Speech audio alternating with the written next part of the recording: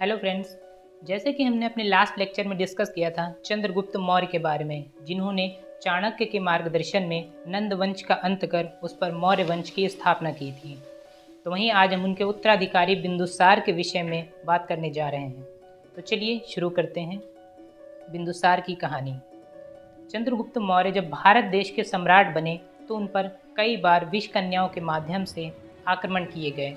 तत्काल परिस्थितियों को देखते हुए आचार्य चाणक्य ने चंद्रगुप्त मौर्य के भोजन में प्रतिदिन विष की कुछ बूंदें मिलाना प्रारंभ कर दिया, ताकि विष का संचार उनके शरीर में ठीक से होने लगे और वह भविष्य में कभी भी उन पर विष के माध्यम से यदि हमले होते हैं तो वह विफल हो जाएं।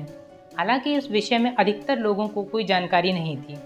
वहीं एक दिन चंद्रगुप्त मौर्य जब भोजन कर रहे थे तो उनकी गर्भवती पत्नी दुर्धरा भी वहां आ गईं और उन्होंने चंद्रगुप्त मौर्य की थाल से थोड़ा भोजन अर्जित कर लिया और तुरंत ही दुर्धरा की हालत खराब होने लगी।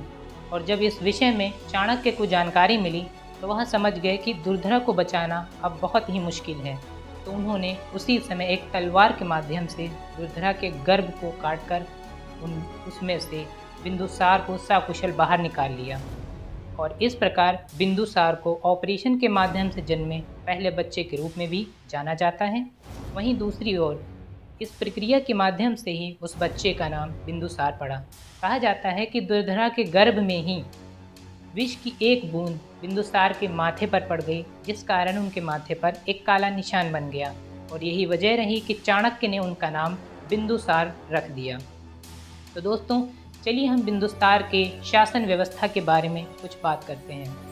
बिंदुसार ने अपने पिता चंद्रगुप्त मौर्य की तरह ही मौर्य वंश का खूब विस्तार किया। उन्होंने दक्षिण भारत पर कब्जा कर लिया और उन्होंने व्यापारिक संबंधों को वैश्विक स्तर तक बढ़ा दिया। कहा जाता है कि उन्होंने सीरिया के राजा एंटियोकस प्रथम से भी बहुत अच्छे व्यापारिक संबंध स्थापित किए थे। उनकी विजय और कौशल के कारण उन्हें कई अन्य उपलब्धियां भी हासिल हुई, जैसे सिंहसेन, अमित्रघात और अजातशत्रु नामों से भी उन्हें जाना जाता है।